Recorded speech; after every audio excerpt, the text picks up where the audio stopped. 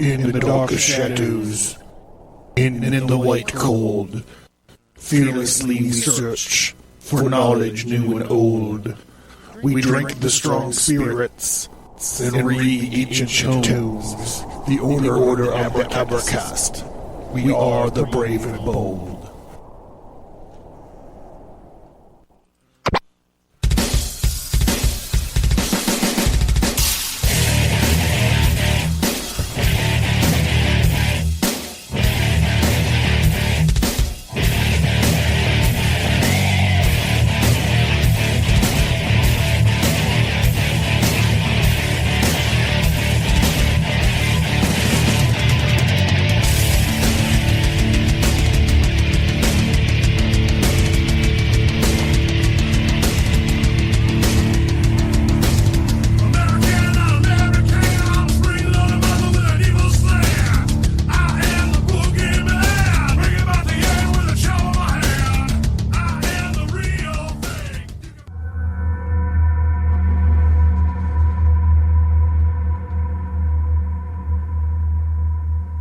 The Abracast. Occult. History. Conspiracy. Violence.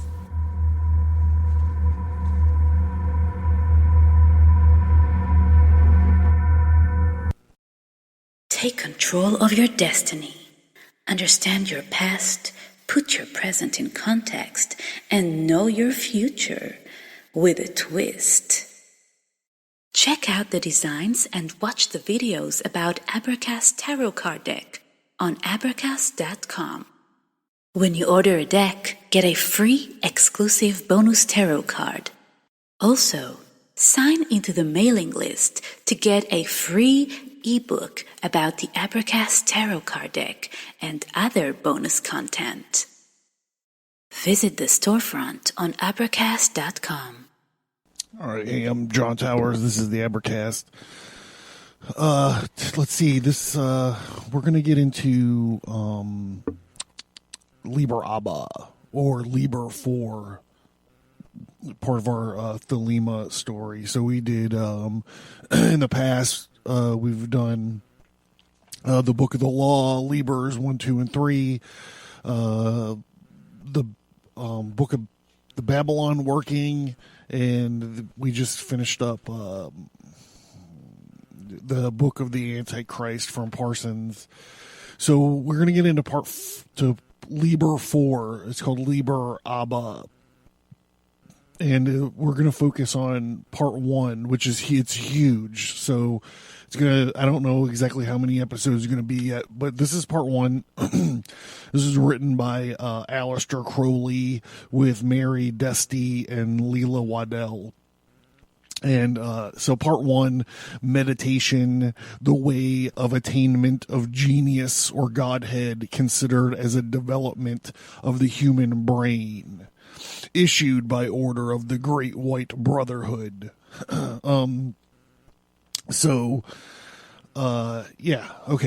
Preliminary remarks. Existence as we know it is full of sorrow. To mention only one minor point, every man is a condemned criminal, only he does not know the date of his execution. This is unpleasant for every man, consequently every man does everything possible to postpone the date, and would sacrifice anything that he was if he could reverse the sentence. Practically all religions and all philosophies have started thus crudely by promising their adherents some such reward as immortality. No religion has failed hitherto by not promising enough. The present breaking up of all religions is due to the fact that people have asked to see the securities. Men have even renounced the important material advantages which is a well-organized religion may confer upon a state, rather than acquiesce in fraud or falsehood, or even in any system which is not proved guilty is at least unable to demonstrate its innocence. Being more or less bankrupt, the best thing we could do is to attack the problem afresh, without preconceived ideas. Let us begin by doubting every statement, and let us find a way of subjecting every statement to the test of experimentation. Is there any truth at all in the claims that various religions... Is there any truth? Is there any truth at all in the claims of various religions? Let us examine the question. Our original difficulty will be due to the enormous wealth of our material. To enter into a critical examination of all systems would be an unending task. The cloud of witnesses is too great. Now each religion is equally positive, and each demands faith. This we refuse in the absence of positive proof, but we may usefully inquire whether there is not one thing upon which all religions have agreed. For if so, it seems possible that it may be worthy of really thorough consideration. It is certainly not to be found in dogma, even so simple an idea that of supreme and eternal being is denied by a third of the human race. Legends of miracles are perhaps universal, but these, in the absence of demonstrative proof, are repugnant to common sense. But what of the origin of religions? How is it that unproved assertion has so frequently compelled the assessment of all classes of mankind? Is not this a miracle? There is, however, one form of miracle which certainly happens, the influence of a genius. There is no known analogy in nature. One cannot even think of a super dog transforming the world of dogs, whereas in the history of all mankind it happens with regularity and frequency. Now, here are three supermen, all at loggerheads, at what is there in common between Christ, Buddha, and Mohammed?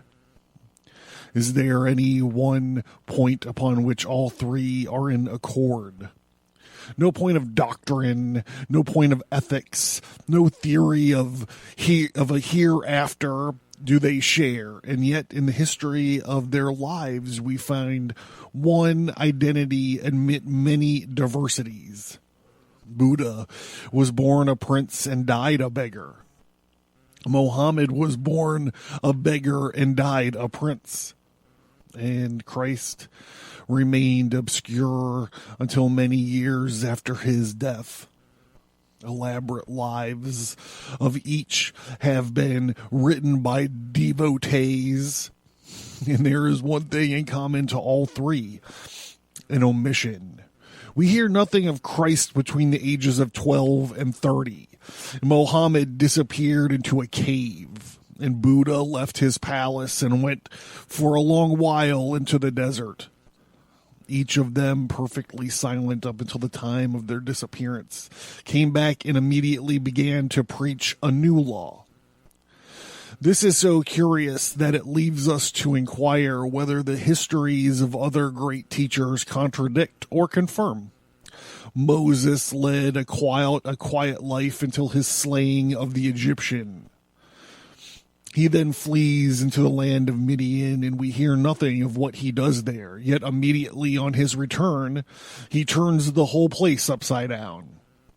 Later on, too, he absents himself on Mount Sinai for a few days and comes back with the tablets of the law in his hands. St. Paul, again, after his adventure on the road to Damascus, goes to the desert of Arabia for many years, and on his return overturns the Roman Empire. Even in the legends of savages, we find the same thing universal. Somebody who is nobody in particular goes away for a longer or shorter period and comes back as the great medicine man. But nobody ever knows exactly what happens to him. Making every possible deduction for fable and myth, we get this one coincidence. Nobody goes away and comes back a somebody. This is not to be explained in any of the ordinary ways. There is not the smallest ground for the contention that these were from the start exceptional men. Mohammed would hardly have driven a camel until he was 35 years old if he had possessed any talent or ambition. And St. Paul had much original talent, but he is the least of the five, nor do they seem to have possessed any of the usual materials of power, such as rank, fortune, or influence. Moses was rather a big man in Egypt when he left, and he came back as a mere stranger. Christ had not been to China and married the emperor's daughter, and Mohammed had not been acquiring wealth and drilling soldiers, and Buddha had not been consolidating any religious organizations. St. Paul had not been intriguing with an ambitious general. Each came back poor. Each came back alone. But what was the nature of their power? What happened to them in their absence? History will not help us solve the problem, for history is silent. We have only the accounts given by the men themselves. It would be very remarkable should we find that these accounts agree. Of the great teachers we have mentioned, Christ is silent. The other four tell us something, some more, some less. Buddha goes into details too elaborate to enter upon in this place, but the gist of it is that in one way or another he got a hold of the secret force of the world and mastered it. Of St. Paul's experience, we have nothing but a casual allusion to his having been caught up into heaven and seen and heard things of which it was not lawful to speak. And Mohammed speaks crudely of his having been visited by the angel Gabriel, who communicated things from God. And Moses says that he beheld God. Diverse as these statements are at first sight, all agree in announcing an experience of the class which 50 years ago would have been called supernatural. Today may be called spiritual, and 50 years hence will have the proper name based on an understanding of the phenomenon which occurred.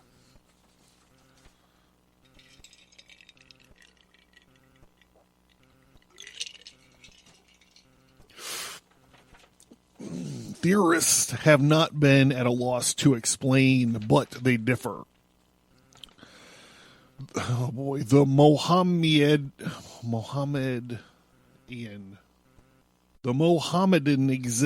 insists that God is and did really send Gabriel with messages for Mohammed, but all others contradict him. And from nature of this case, proof is impossible. The lack of proof has been so severely felt by Christianity and to a much less degree by Islam that fresh miracles have been manufactured almost daily to support the tottering structure. Modern thought, rejecting these miracles, has adopted theories involving epilepsy and madness, as if organization could spring from disorganization. Even if epilepsy were the cause of these great movements, which have caused civilization after civilization to arise from barbarism, it would merely form an argument for cultivating epilepsy. Of course, great men will never conform with the standards of little men. And he whose mission it is to overturn the world can hardly escape the title of revolutionary. The fads of a period always furnish terms of abuse. The fad of Caphias was Judaism, and the Pharisees told him that Christ blasphemed, and Pilate was a loyal Roman. To him they accused Christ of sedition. When the Pope had all the power, it was necessary to prove an enemy a heretic. Advancing today towards medical oligarchy, we try to prove that our opponents are insane. And in a Puritan country, to attack their morals, we should then avoid all rhetoric and try to investigate with perfect freedom from bias the phenomenon which occurred to these great leaders of mankind. There is no difficulty in our assuming that these men themselves did not understand clearly what happened to them.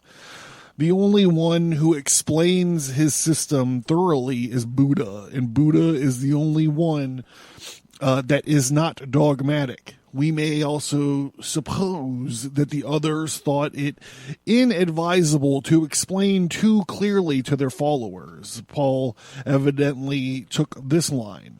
Our best document will therefore be the system of Buddha. But it is so complex that no immediate summary will serve. And in the case of the others, if we have not the accounts of the masters, we have those of their immediate followers. The methods advised by all these people have a startling resemblance to one another. They recommend virtue, solitude, absence of excitement, moderation in diet, and finally a practice which some call prayer and some call meditation.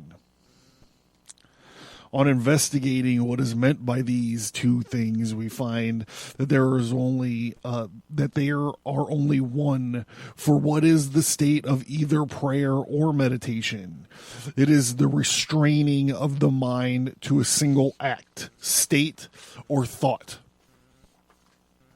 If we sit down quietly and investigate the contents of our minds, we shall find that even at the best of times, the principal characteristics are wandering and distraction.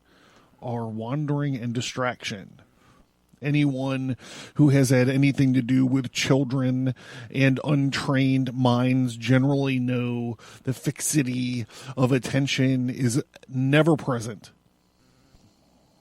even when there are large amount of intelligence and goodwill. If then we, with our well-trained minds, determine to control this wandering thought, we should find that we are fairly well able to keep the thoughts running in a narrow channel, each thought linked to the last in a perfectly rational manner. But if we attempt to stop this current, we shall find that so far from succeeding, we shall merely bread down the banks of the channel. The mind will overflow, and instead of a chain of thought, we will have a chaos of confused images. Welcome to my world. This mentality or this mental activity is so great that it seems so natural that it is hard to understand how anyone first got the idea that it was a weakness and a nuisance. Perhaps it was because in the more natural practice of devotion, people found that their thoughts interfered. In any case, calm and self-control are to be preferred to restlessness. Darwin in his study presents a marked contrast with a monkey in a cage. Generally speaking, the larger and stronger and more highly developed any animal is, the less does it move about. And such movement as it does make are slow and purposeful.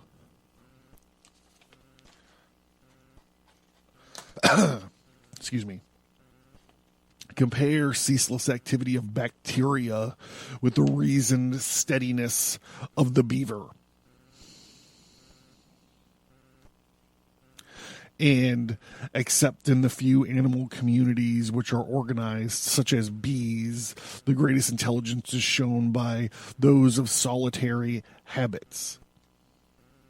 This is so true of man that psychologists have been obliged to treat of the mental state of crowds as if it were a totally different in quality from any state possible to an individual.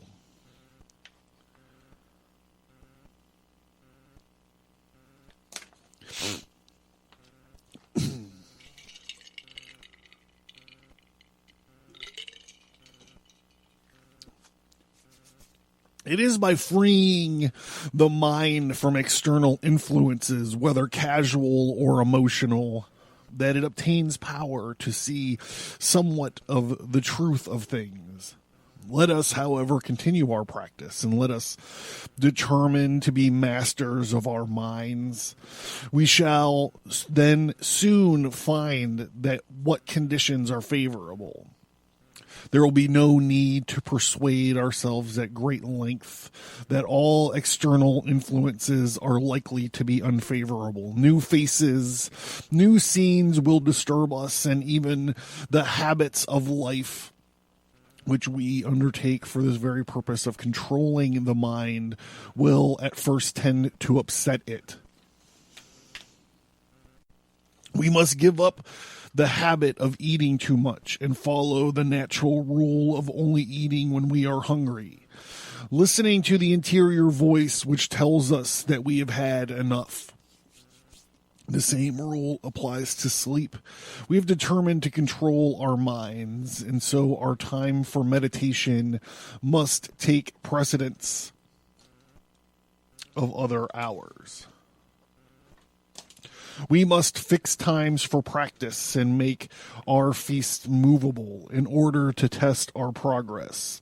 For we shall find that, as in all physiological matters, meditation cannot be gauged by the feelings. We shall have a notebook and pencil, and we shall also have a watch, and shall then endeavor to count how often during the first quarter of an hour the mind breaks away from the idea upon which it is determined to concentrate. Wow. We shall practice this twice daily, and as we go, experience will teach us the conditions are which conditions are favorable and which are not. Before we have been doing this for very long, we are almost certain to get impatient, and we shall find that we have to practice many other things in order to assist us in our work. New problems will constantly arise, which must be faced and solved. For instance, we shall most assuredly find that we fidget. Boy, howdy. We shall discover that no position is comfortable, although we never noticed it before in all of our lives. This difficulty has been solved by a practice called asana, which will be described later on. It's yoga. He's talking about yoga. Memories of the events of the day will bother us, and we must arrange our day so that it is absolutely uneventful. Our minds will recall to us our hopes and fears, our loves and our hates, and our ambitions, our envies, and many other emotions. All these must be cut off. We must have absolutely no interest in life but that of quieting our minds.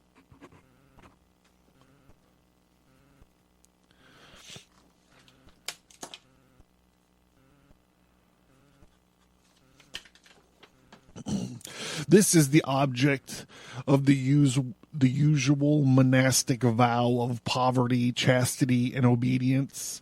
If you have no property, you have no care. nothing to be anxious about, no bills to fucking pay. With chastity, there is no other person to be anxious about. This reminds us of Yoda, right? If you have attachment, that will lead to hate.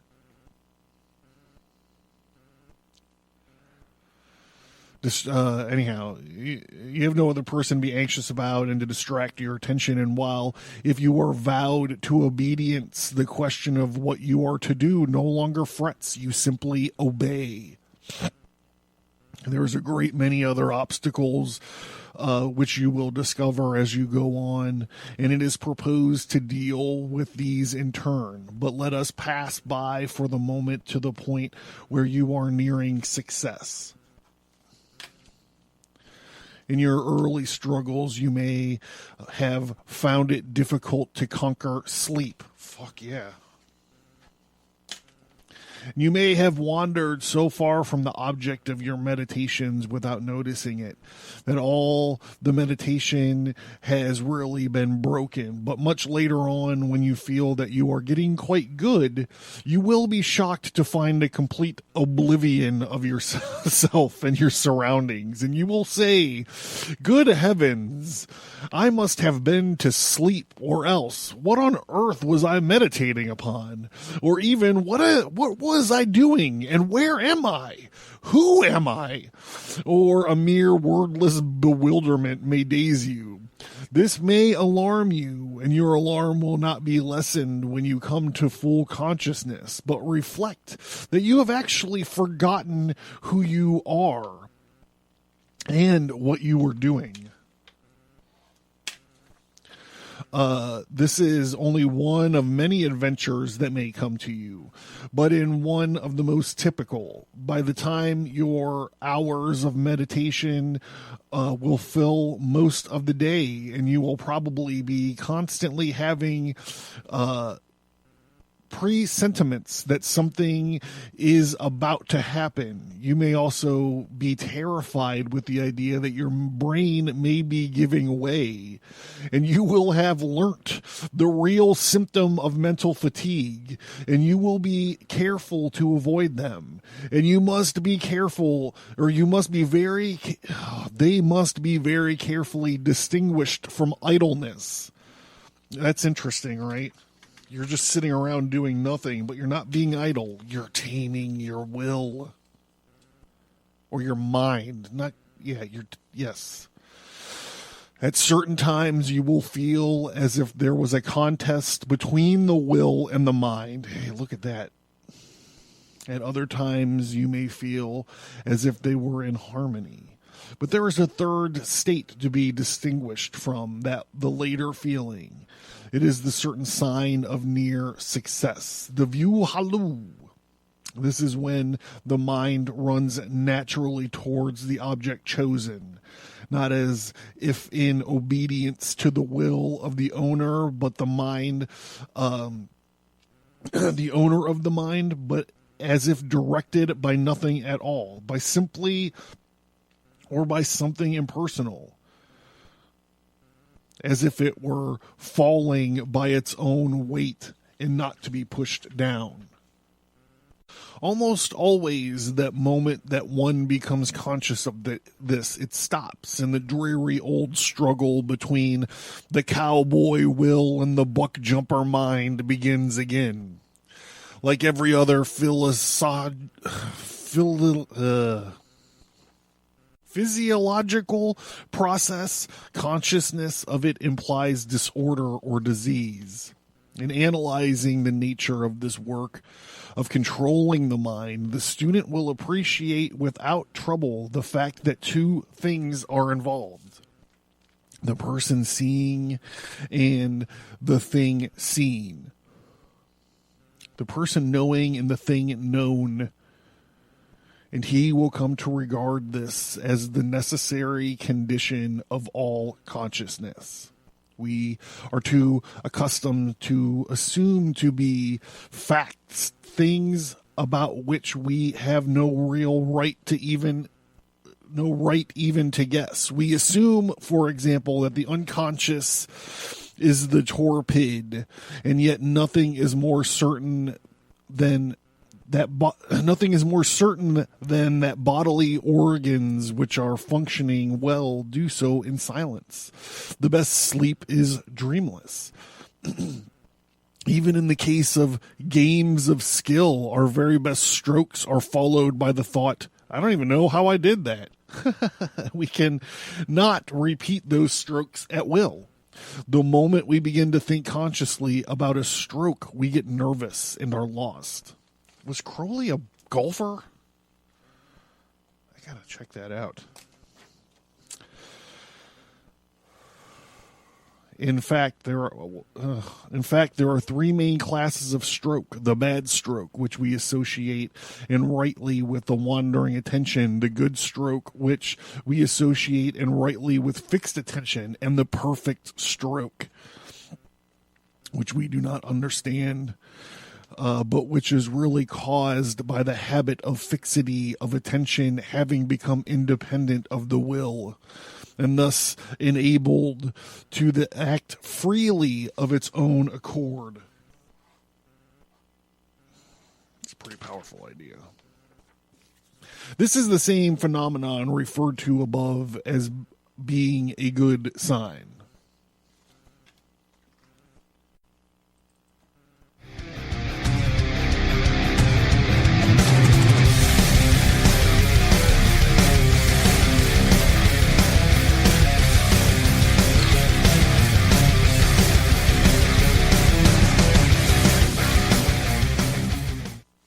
Are you interested in the occult, history, conspiracy, and violence?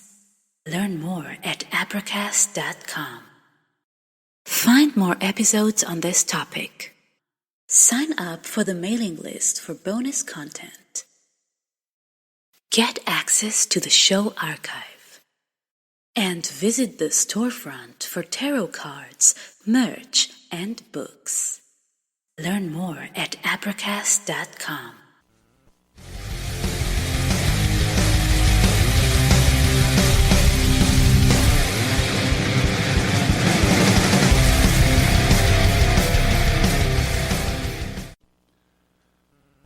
Finally, something happens whose nature may be from the subject of a further discussion later on. For the moment, let it suffice to say that the consciousness of the ego and the non-ego, the seer and the thing seen, the knower and the thing known is blotted out. There is usually an intense light, an intense sound, and a feeling of such overwhelming bliss that the resources of language have been exhausted again and again in the attempt to describe it.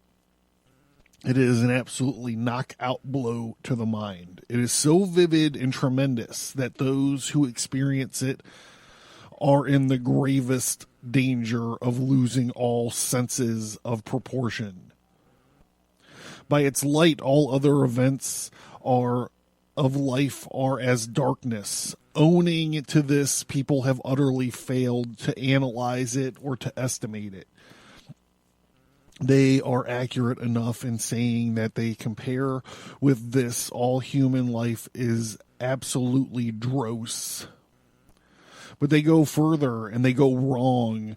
They argue that since this is that which transcends the terrestrial, it must be celestial. Of all the tendencies in their mind have been the hope of a heaven such as their parents and teachers have described, or such they have themselves pictured, and without the slightest grounds for saying so, they make the assumption that this is that. In the Bhagavad Gita, a vision of this class is naturally attributed to the apparition of Vishnu, who was the local god of the period. Anna Kingsford, who has dabbled in Hebrew mysticism and was a feminist, got an almost identical vision, but called the divine figure which she saw alternately Adonai and Maria. Now, this woman is handicapped by a brain that was a mass of putrid pulp and a complete lack of social status, education, and moral character. Did more with the religious world than any other person had done for generations. She and she alone made theosophy possible. And without theosophy, the worldwide interest in similar matters would never have been aroused. This interest is to the law of Thelema what the preaching of John the Baptist was to Christianity. We are now in a position to say what happened to Muhammad. Somehow or another, his phenomenon happened in his mind. More ignorant than Anna Kingsford, though. Fortunately more moral. He connected it with the story of the Annunciation, of which he undoubtedly heard in his boyhood, and said, Gabriel appeared to me. But in spite of his ignorance, his total misconception of the truth and the power of the vision, that he was enabled to persist through the usual persecutions and found a religion to which even today 1 man in every 8 belongs. The history of Christianity shows precisely the same remarkable fact. Jesus was brought up on the fables of the Old Testament, and so was compelled to ascribe his experience to Jehovah. Although his gentle spirit could have nothing in common with the monster who is always commanding the rape of virgins and murder of little children, and whose rites were then and still are celebrated by human sacrifice. There's a footnote here that's interesting. The massacres of Jews in Eastern Europe, which surprise the ignorant, are almost invariably excited by the disappearance of Christian children stole, and the parents suppose for the purposes of ritual murder. What he's talking about is the blood libel. The unfortunate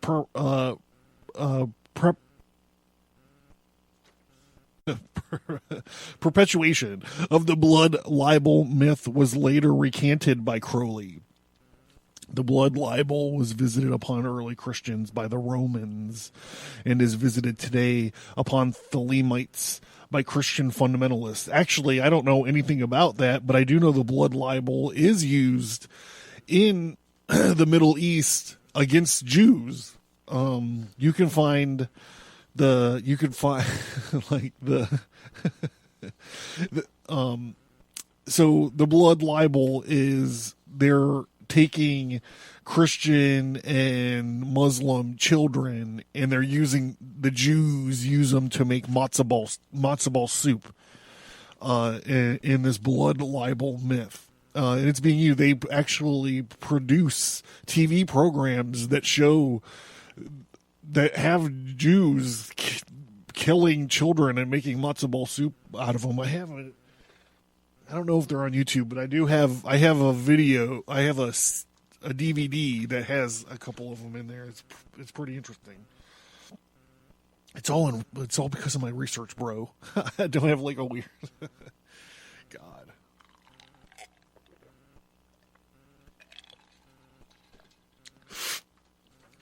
Similarly, the visions of Joan of Arc were entirely Christian, but she, like all others we have mentioned, found somewhere the force to do great things. Of course, it may be said that there is a fallacy in the argument. It may be true that all these great people saw God, but it does not follow that everyone who sees God will do great things. Joan of Arc didn't see God, okay? She saw Dustin Hoffman. We all know that. Even this is true enough. The fact the majority of people who claim to have seen God and who no doubt did see God just as much as those whom we have quoted did nothing else. But perhaps their silence is not a sign of their weakness, but their strength. Perhaps these great men are the failures of humanity, and perhaps it would be better to say nothing. Perhaps only to an unbalanced mind would wish to alter anything or believe in the possibility of altering anything. But there are those who think existence, even in heaven, intolerable, so long as there is one single being who does not share that joy. There are some who may wish to travel back from the very threshold of the bridal chamber to assist belated guests. Such, at least, was the attitude with which Gautama Buddha adopted. Nor shall he be alone. Again, it may be pointed out that the contemplative life is generally opposed to the active life and may require an extremely careful balance to prevent one from absorbing the other. It will be seen later that the vision of God, or the union with God, or samadhi,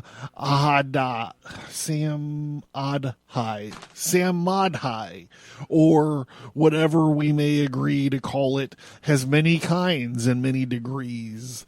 Although there is an impassable abyss between the least of them and the greatest of them, all the phenomenon of normal consciousness, to sum up, we assert a secret source of energy which explains the phenomenon of genius. We do not believe in any supernatural explanation, but insist that this source may be reached by the following out of definite rules: the degree of success depending upon the capacity of the seeker. We do not upon the favor of any divine being. We assert that the critical phenomenon which determines success is an occurrence in the brain characterized by essentially by the uniting of subject and object. The purpose to discuss this phenomenon, analyze its nature, and determine accurately the physical, mental, and moral conditions which are favorable to it, to ascertain the cause and thus produce it in ourselves so that we may adequately study its effects. All right, guys, that was part one of the Liber. God, I'm gonna have to figure out a naming convention for all this. That was episode 1 of Liber 4, part 1. I'll work on it. I will get something better going. We'll get something better, a better way to identify this. But that was the preliminary remarks of part 1 of Liber 4. And we're moving in. There's already a ton of great stuff I want to revisit and get into for the lessons episode that's going to be at the end of this. So thank you guys for tuning in. Let me know how you like the show. Check out stigmatastudios.com or abercast.com. There's social media links at the bottom. I'd like to encourage everyone to rate and review on iTunes, and if you haven't already, check out the Patreon.